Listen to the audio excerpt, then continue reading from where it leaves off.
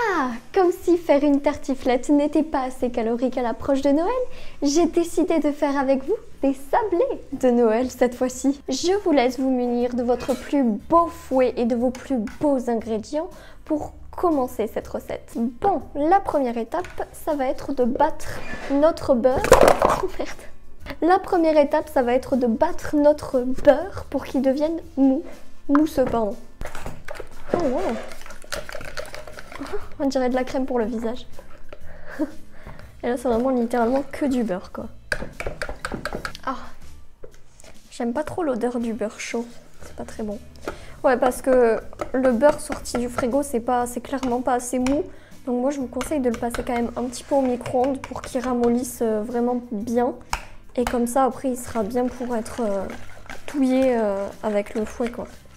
Pour le beurre, là, il y a 250 g de beurre qu'il faut donc battre jusqu'à ce qu'il soit mousseux. Là, ça m'a l'air d'être plutôt pas mal. Ensuite, il faut ajouter les œufs, le sucre et battre pendant 10 minutes. Ah, j'avais pas vu ça. Bon, bref, nos petits œufs. œuf numéro 1. œuf numéro 2. Et pour finir, œuf numéro 6. Mais c'est...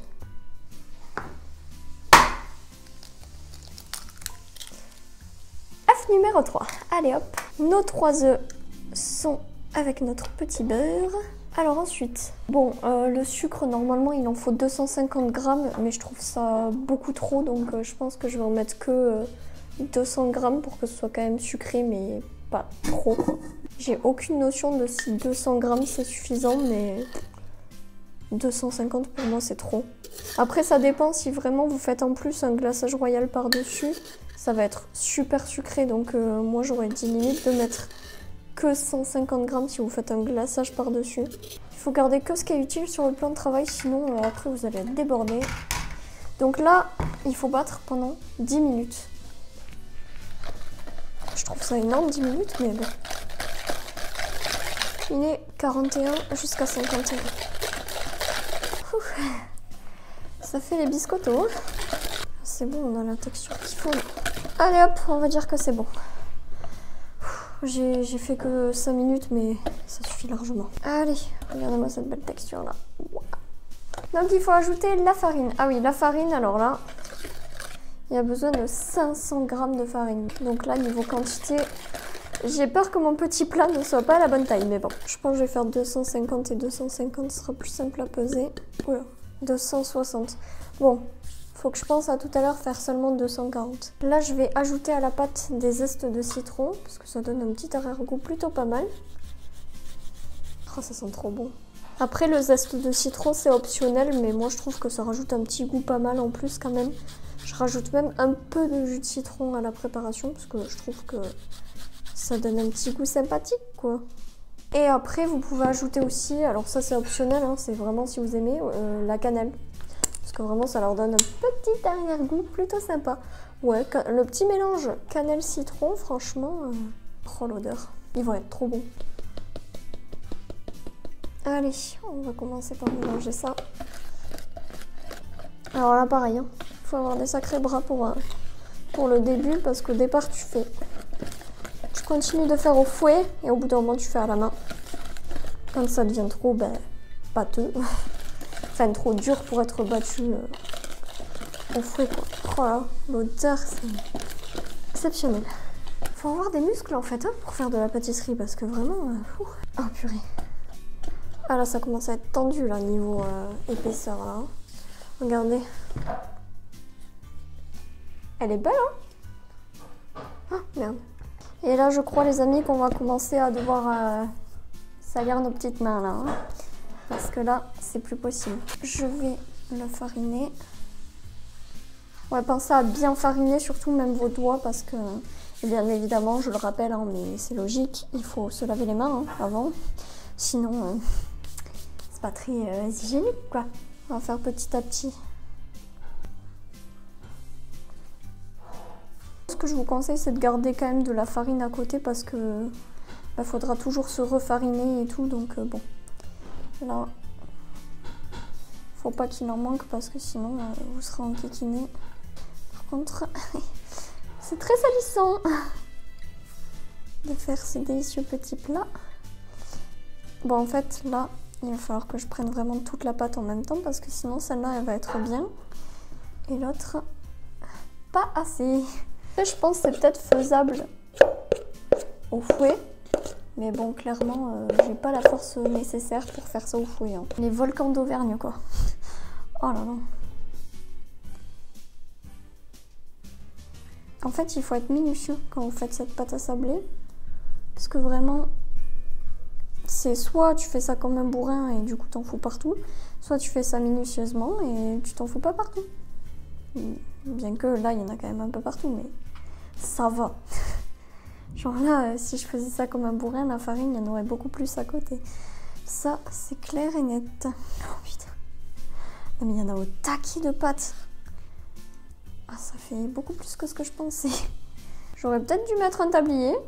Je vous conseille vivement de mettre un tablier pour cette recette, puisqu'effectivement, comme vous pouvez le remarquer, c'est pas salissant du tout. Vous voyez, il suffit d'être patient et petit à petit, notre pâte prendra forme et elle collera de moins en moins sur les doigts. Dans quoi je me suis fourrée. Mais d'habitude, je fais pas. J'ai l'impression qu'habituellement, quand je les fais, je fais pas une si grosse préparation. Et là, vraiment, il y a une grosse quantité, quoi. On va t'en former tout ça après. Ouf. Je vais pas avoir assez de farine, hein. Non, c'est pas assez, là. Ah, voilà. Là, on va bien mélanger. Mais pourquoi elle est si... C'est pas normal, hein. J'ai peut-être mal pesé la farine. Bon.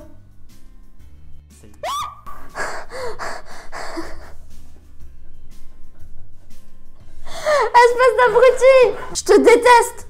Mais quelle espèce d'enflure! Oh, tu m'as fait trop peur. Je peux me mettre ici? Oui, mais j'ai failli faire une crise cardiaque à cause de toi, là. T'inquiète, j'essaie de faire des massages cardiaques. Ouais, c'est ça, ouais. Ah, là, ça commence à avoir une bonne texture de pâte à sabler, là. On va encore ajouter de la farine. Bon, n'hésitez pas à en ajouter si vraiment ça n'a pas la bonne texture, mais là, je pense que peut-être qu'il fallait vraiment battre 10 minutes et que ça aurait eu la bonne texture si j'avais vraiment bien battu pendant 10 minutes, comme il le disait.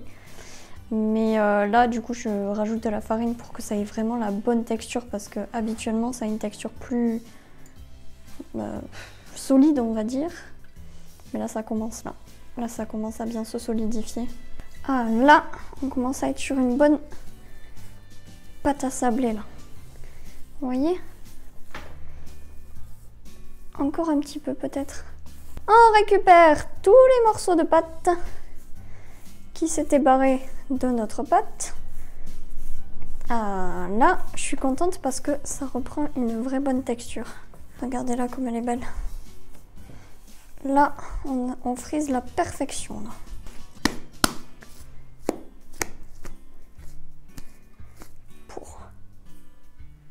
Oh, le poids! Bon, pour que ce soit beaucoup plus simple à étaler, on va la diviser en, je pense, 4. Parce que vraiment, même en 2, c'est énorme. J'en ai pour une demi-heure à préparer, à dissocier les sablés. Je vous conseille de bien tout fariner. Ça, ma pâte, je vais la réserver à côté. Allez, on peut étaler. Oh, waouh, ça s'étale comme du beurre. Oh, elle est trop belle. Oh, je suis trop fière de ma pâte, elle est trop belle. Vous voyez? Rien n'est perdu dans la vie. Et voilà, une belle pâte. Rien n'est perdu. Vous voyez, on commençait pas bien notre pâte, mais finalement, oula. Finalement, regardez comme elle est magnifique. On va sortir nos petites formes de Noël. Tac, tac, tac. Hop. Oh, il est trop mignon, le bonhomme de neige. Allez.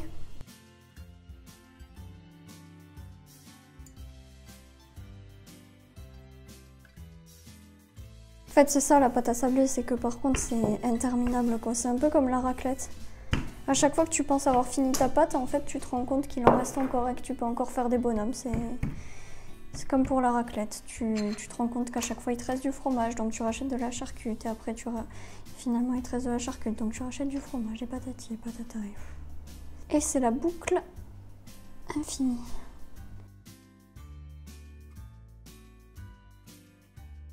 savez quoi? Pour ce qui nous reste de pâtes, je vais pas détailler des petits bonhommes, je vais faire un petit truc surprise. Bon, j'ai respecté, mais je voulais faire le logo YouTube.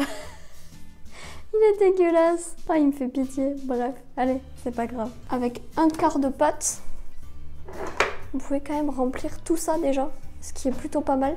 Et encore, il y en a certains, ils sont trop épais, d'autres trop fins, donc voilà. Mais vous pouvez en faire quand même 1, 2, 3.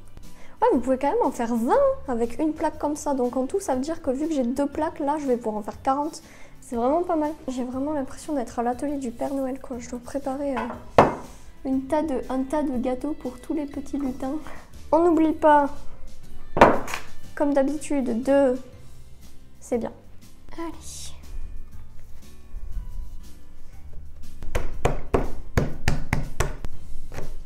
Waouh, elle est magnifique cette pâte. Ouais, il faut avoir le temps quand vous faites ça. Il faut vraiment anticiper et savoir que ça va vous prendre un temps monstrueux. En fait, ce qui est le plus long, c'est même pas la préparation, c'est vraiment de détailler après. Parce qu'à chaque fois, tu dois réétaler la pâte, redétailler tes bonhommes, enfin... Ouf.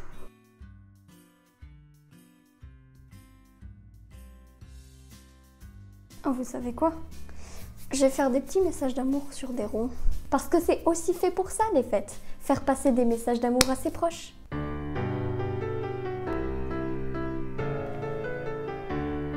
Bon, et bien après avoir passé 4 heures à étaler cette pâte à sabler et à faire des petites formes de Noël, on a l'équivalent de 4 grosses plaques comme ça. Donc là, l'avant-dernière étape, il va falloir mettre du jaune d'œuf partout, sur tous les petits sablés, et après les enfourner à 150 degrés pendant 10 minutes. Et il faut les surveiller parce que ça cuit très vite. Eh bien, c'est la fin de cette vidéo. Nos magnifiques petits biscuits sont prêts à être dégustés. Sur ce, je vous souhaite une bonne fin de soirée. Bisous!